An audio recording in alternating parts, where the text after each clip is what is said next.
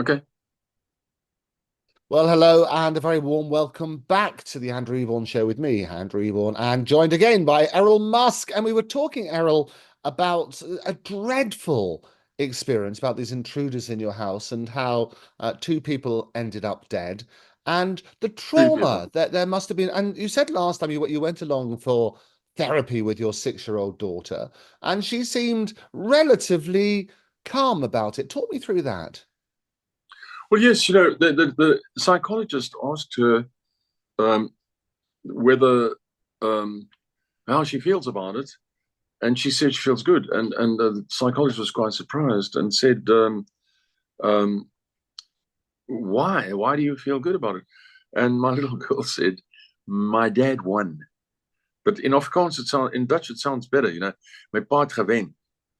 So it means more. It's like it's not nothing to worry about, I don't know.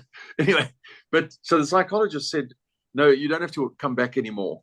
But in fact, of course, my daughter was then for many years quite scared at night. She's only 6 years old. And I remember the day after the shooting, the lounge, which was a very big lounge covered in, but it was tiled, a tiled lounge.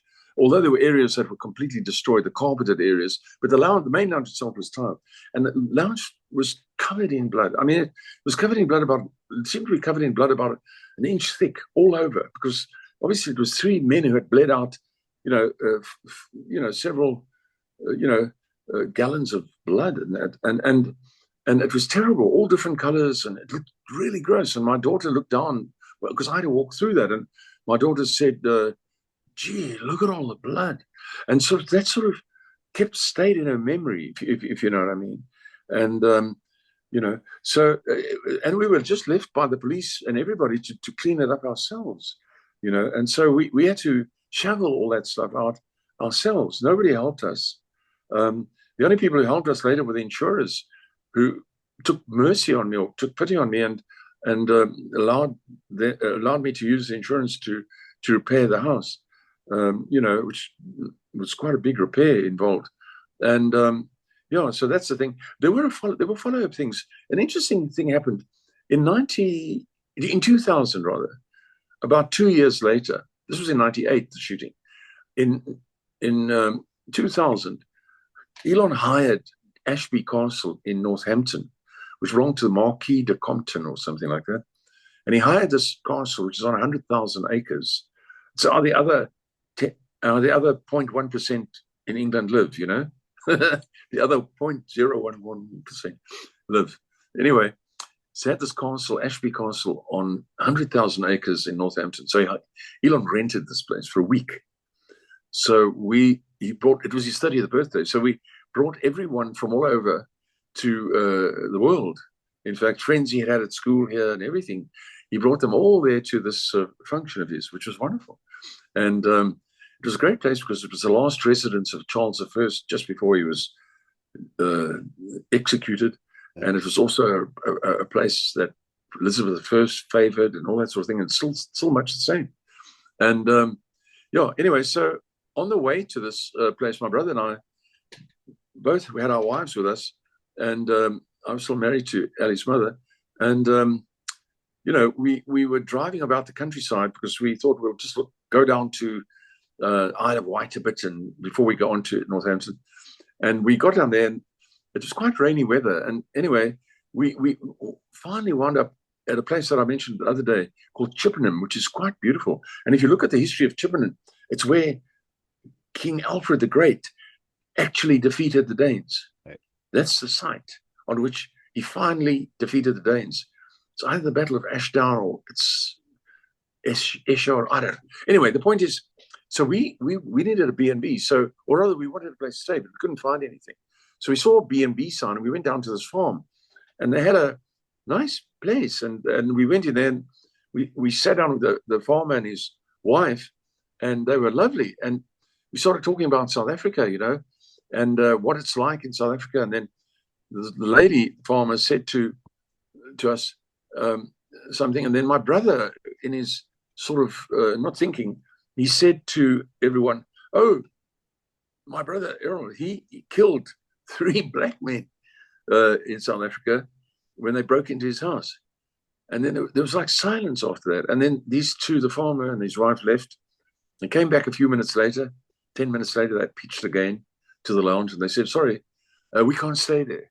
They're not having murderers under their roof. They're not having a murderer under their roof. So we didn't know what to do, because it was already about 9:30, been raining, as I say, and we didn't know what to do. So we said, well, we really got nowhere to go.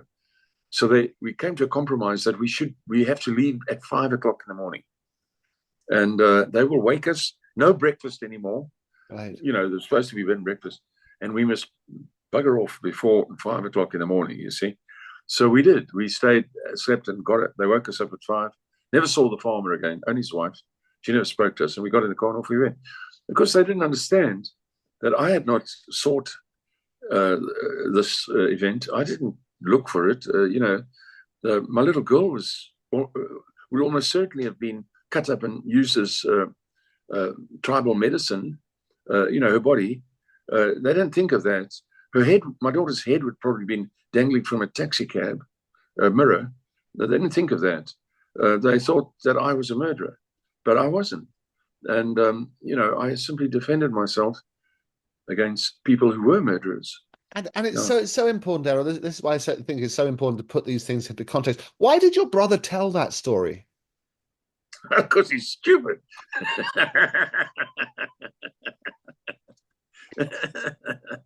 He's stupid. Stupid. But it is always going to be that, unless people question it. I mean, the Battle of Edington was 878. That's what it's called.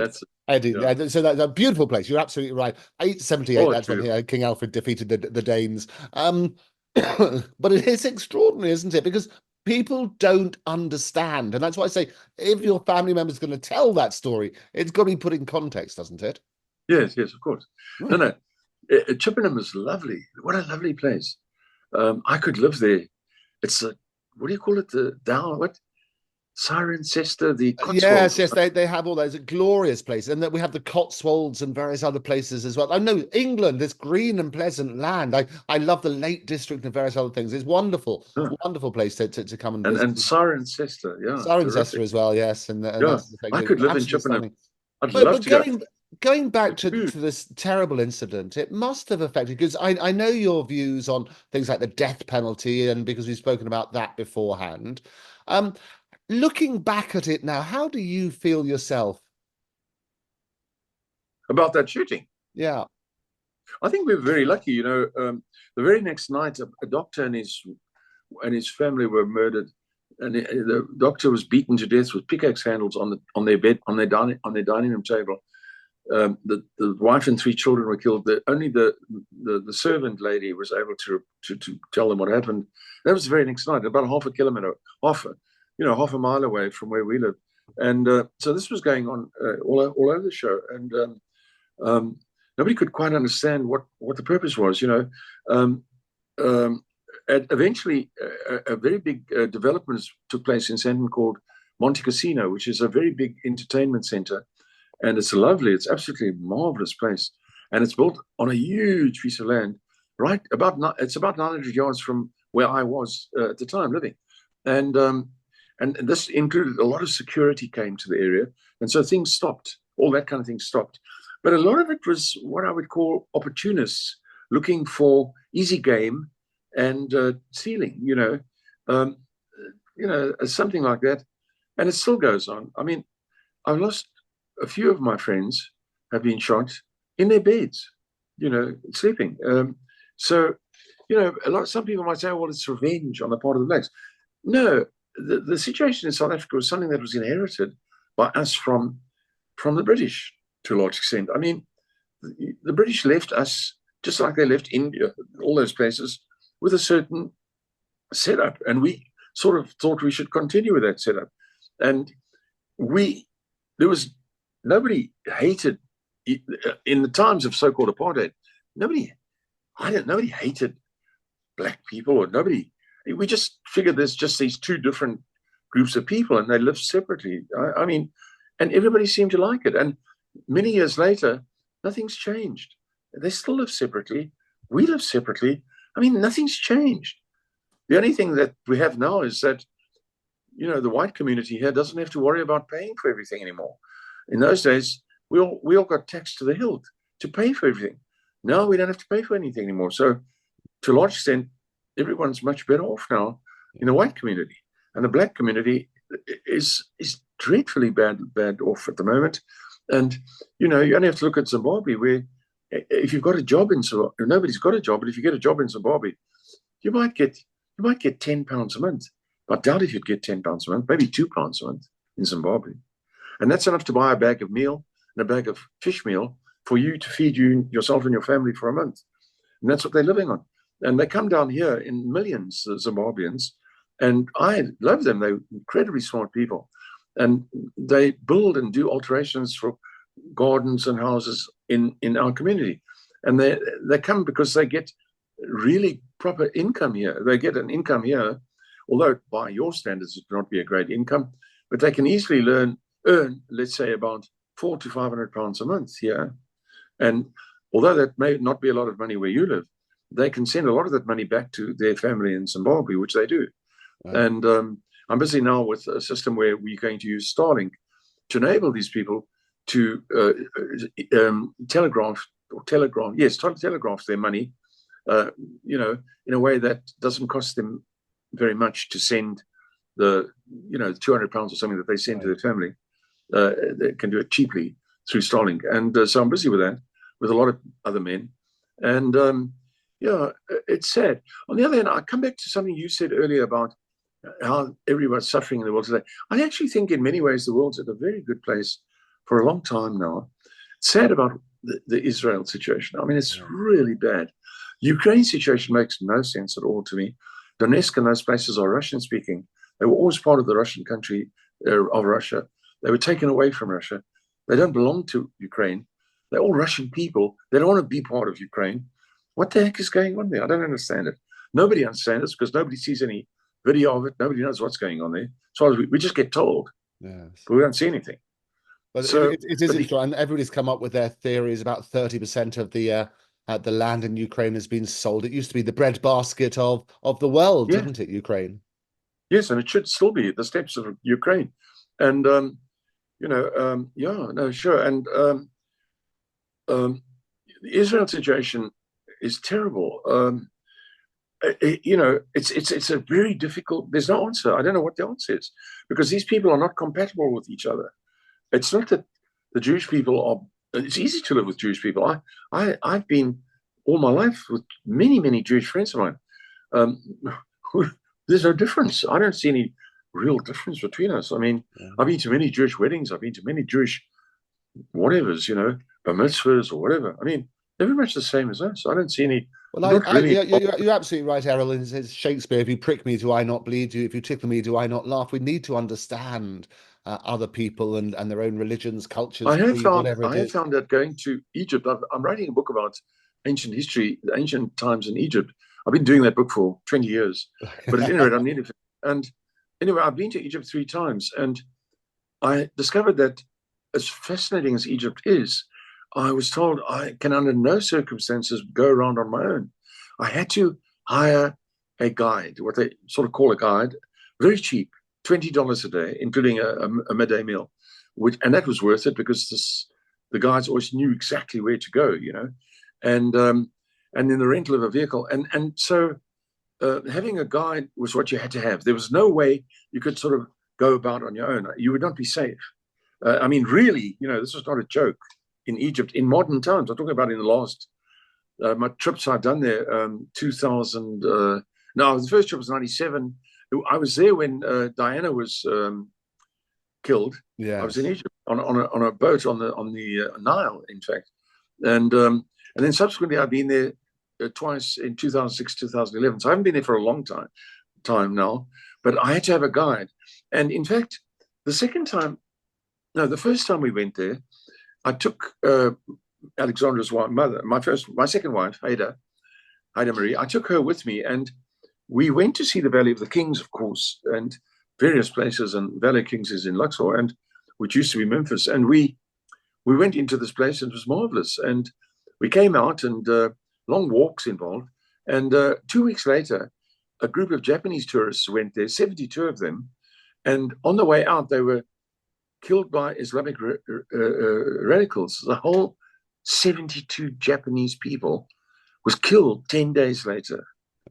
And a day after that, a group of 9 Germans coming out of the Cairo Museum in Cairo, going to their panel van, or their van, or their tourist van, were also shot dead by Islamic fundamentalists or something. And this was at the Cairo Museum. And you can look it up. You can actually look it up on the internet.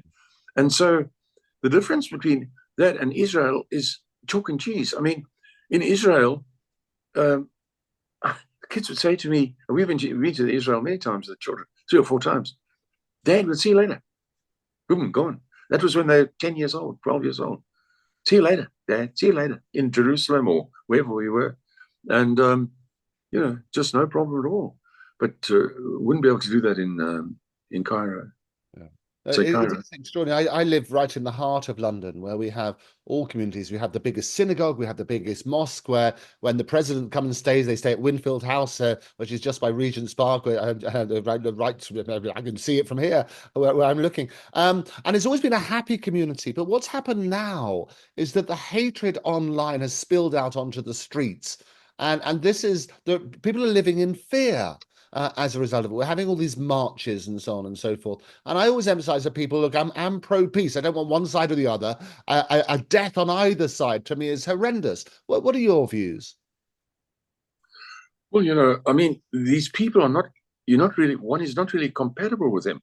But then if you're a Westerner sort of person, but then I look at Egypt and Cairo, and I think of the meals I had with my guides. One was a woman, in fact, and it was wonderful being with them. They were lovely people, actually. But it wasn't safe there. They didn't seem to have any real kind of policing or any.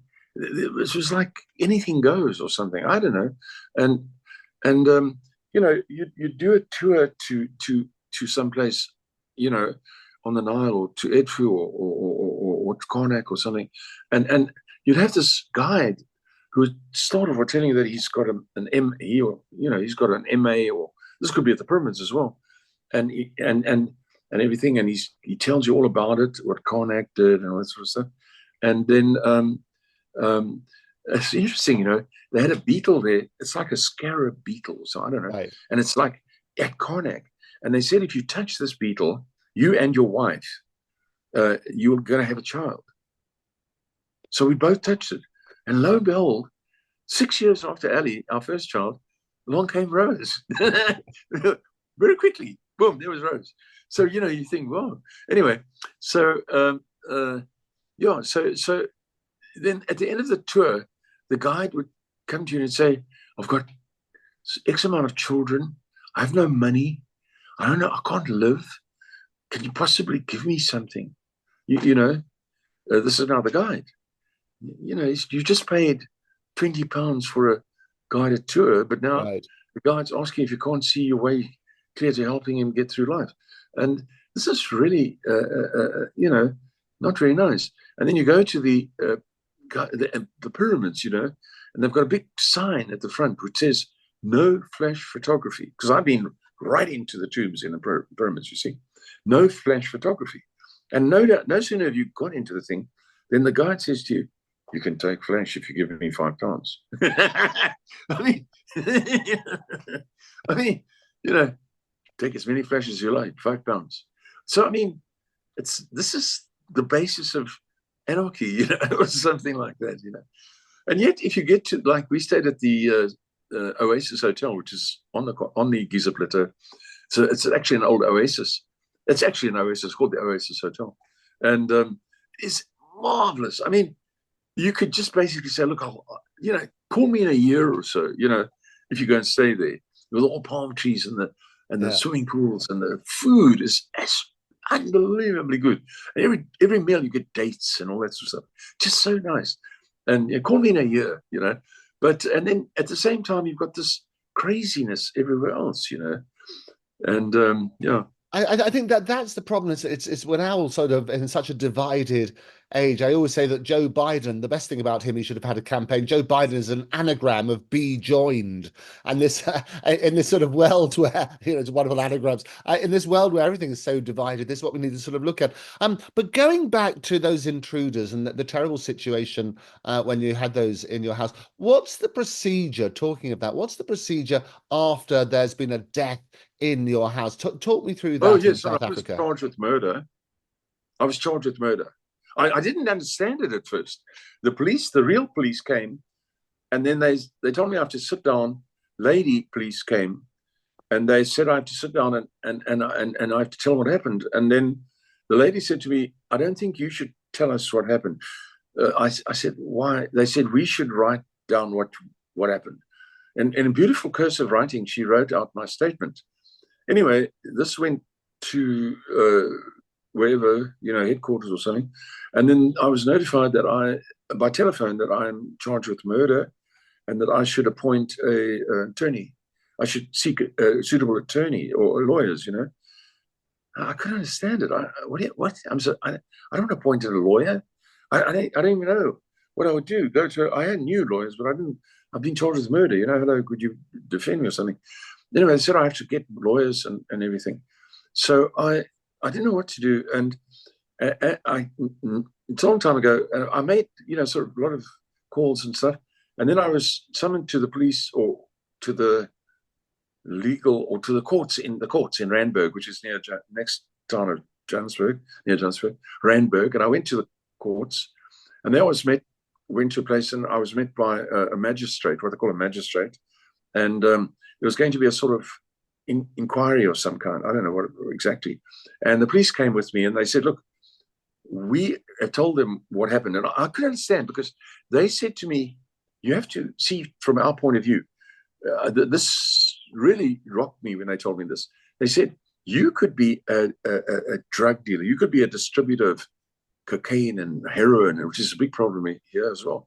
And you could have had an argument with your workers or your distributors, and you could have shot them in a frenzy, or something like that. And now you're telling us that they broke into the house, you see?" And I thought, oh, yeah, I didn't think of that. I didn't think of that, that could have been the scenario, in fact.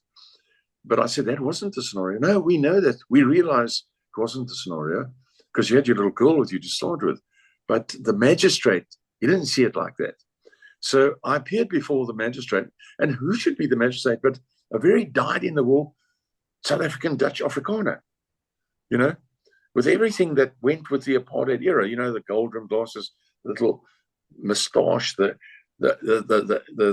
part in the hair that looks like it was done with a red hot iron or something, and very stern character, and he started questioning me, and the lady, police ladies that came with me said to me again, "Don't get upset, just answer straight as you can. Don't get upset."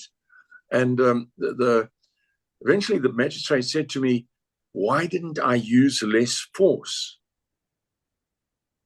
Then I said, wait a minute. I said to the magistrate, "They fired 52 shots at me."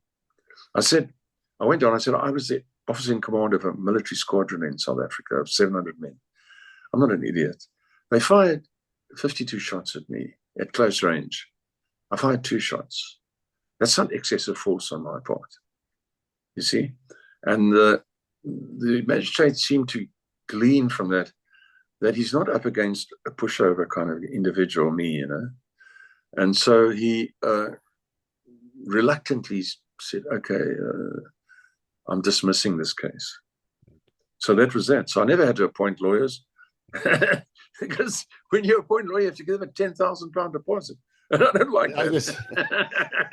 No. But it must have been a worrying time. Obviously, I mean, you had the trauma of people in your house while your little girl was there, the trauma that she must have suffered, even though that sort of quite blasé attitude seemed to be while you were seeing the psychotherapist. But the reality is it must have been a terrible drain on you, wasn't it, Errol? Well, in the military, I lost about, I don't know, 6 or 7 guys. So I wasn't totally unused to shooting deaths or, violent deaths and stuff. Not entirely. I wasn't an expert at it, but I had a little experience of it. And so for me, it was simply a way of life. I don't, I've been blessed from my upbringing or something with the ability, like Elon, to tackle what comes, and not to find myself or force myself not to be broken by things that come my way. And certainly, I mean, all I can say is there have been other things that have happened similarly, quite similar, and I've been very lucky. And so I have to say I've been very lucky, been very, very lucky. And on one occasion in the military, I was due to go on a thing when I didn't go. By chance, I was given instructions to do something else. And 6 guys were killed on that. I would have been killed as well. And so you sort of say, wow, why am I lucky? I seem to be lucky, But, I've had 3 aircraft accidents where the plane has unplanned contact with the ground. You know what I mean? It's called an unexpected contact with the ground. I was lucky. My Elon's mother's May, her sister's husband didn't have that luck. He was killed in a similar situation, and her father was also killed in a small plane in a similar situation. So I've been quite lucky, and certainly nothing to complain about. So for me to sort of be whimpering about it, that'd be silly. No. I think my daughter, actually, I am surprised that she handled it so well. But then she's of South African Dutch background, And if you read about the suffering that the Voortrekker families had, the pioneer families had in South Africa in the 19th century, I mean, you just can't believe it, No, you can't believe the things. I mean, obviously, you talk about your military career. Did you kill people during your military career? Well, military is not something that you brag about or talk about. I've discovered that, and there's a reason for it. There's something up there that's saying that you don't need to go into that. You don't want to talk about that. It's not something you want to be boasting about, if you know what I mean. It was a fair fight, and leave it at that. I have had the experience of, I told you, of discovering a bomb that would have vaporized me, but I managed to evade that by notifying and able to get away from the bomb, But I've had a few experiences that you don't really want to boast about the military. If I talk about the military, you go into the bush, so-called, where it's all happening, and of course it's pitch dark at night. There's no lights, you can't use lights on your vehicles or anything like that. It's so dark that you just can't imagine the darkness. It's just unbelievably dark, and you move in the dark, and you drive your vehicles in the dark, and it's very difficult because there's a tree every 3 meters, so 3 yards. So one of the biggest problems we had in the military, which is rather funny, really, was snakes, snake bites, because we were operating in areas that were pristine and had never actually seen a human sort of thing, or rather hadn't likely ever come across a human. And so, apart from other things, the things that were a serious problem for us were snakes and being bitten by a snake at night. And so we did have 2 snake bites that I had to deal with, which was very difficult, and so on. So that's more funny, in a funny way. You can talk about that. Yeah. But you don't want to talk about any hurt you caused or was caused. You don't want to do that. I think you're right. I always say, as soon as you personify anything, people it brings it all back to reality, because we're sort of so desensitized by figures and stuff like that, aren't we, in today's climate. We're going to take another break. When we come back, we'll be talking a bit more about the political landscape and that rally in Butler. Don't touch that dial. Okay.